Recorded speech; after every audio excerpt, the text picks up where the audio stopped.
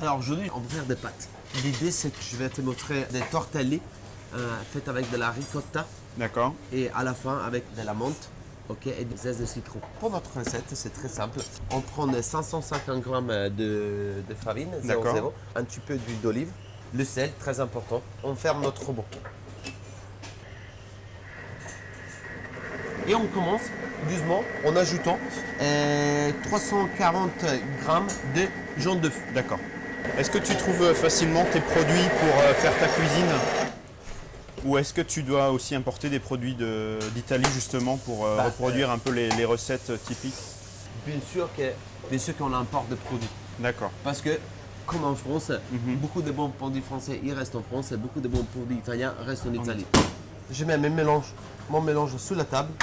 La seule chose que j'ai besoin de faire, c'est vraiment d'assembler ma boule de pâte. Une chose très importante de cette recette, c'est une pâte qui sèche très rapidement. On va la filmer. Ok. Ça, tout de suite, on empêche l'air de sécher notre pâte. D'accord, ouais. Okay. Sinon, après, on ne pourra jamais la travailler. Deuxième chose hyper intéressante à faire, c'est qu'on va mettre notre pâte sous vide. Bien sûr, la pâte, maintenant, elle doit reposer bien sûr. au minimum 3 heures, mais même une demi-journée, c'est mieux. La machine sous vide, en fait, pour nous, pour l'investissement, c'est un moyen déjà pour conserver la pâte, pour la conserver 2-3 jours. Mais deuxième chose, c'est une manière pour l'assembler. Oui, encore ça plus. se voit. Oui, là, c'est totalement compressé. Déjà, et en fait, on dirait que c'est pas la même pâte, mais en fait, c'est la même pâte. Tu vois la couleur comme elle sort plus encore, c'est parce que l'œuf, les jaunes d'œuf, ils s'imprègnent de la farine à 100%, ok, et ça fait que la pâte elle augmente en couleur. Ok. Bah, deuxième étape, on commence à étaler nos pâtes. Combien de temps ça prend pour former quelqu'un sur le travail de la pâte? Ça peut prendre pas mal du temps parce que c'est quelque chose qui a l'air tout simple. Je pense qu'il y a quand même des gens qui doivent passer au moins 2 ans à faire ça presque tous les jours. On dirait une feuille de papier. Et là, on est sur la bonne taille. On va mettre un petit coup de jaune d'œuf. D'accord. Mais vite fait. Hein. C'est une farce avec de la ricotta. Oui. Ok. Ricotta des vaches fraîches. Oui. Qu'on fait venir de l'Italie 2 fois par semaine. Qu'est-ce que tu as mis dans la crème avec la ricotta? Alors, il y a un petit peu de sel. Oui. Ok. Sel, poivre. Ok. Et c'est tout.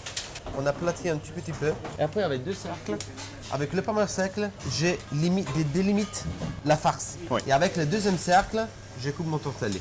Ok. On passe à la cuisson? On passe à la cuisson. Allez, on y va. La cuisson al dente, 1 minute 30 de cuisson. Bien sûr, au salé, hein. En même temps, on commence à faire nos sauces. On met de l'eau, un petit peu de beurre, de la fleur de sel, des citron. On va finir la cuisson là-dedans. Okay. Il faut vraiment que la sauce, elle se lie à la pâte.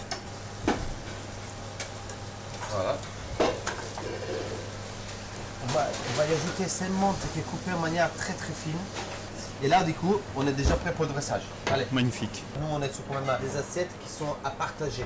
Et ça permet aux gens de goûter plusieurs plats.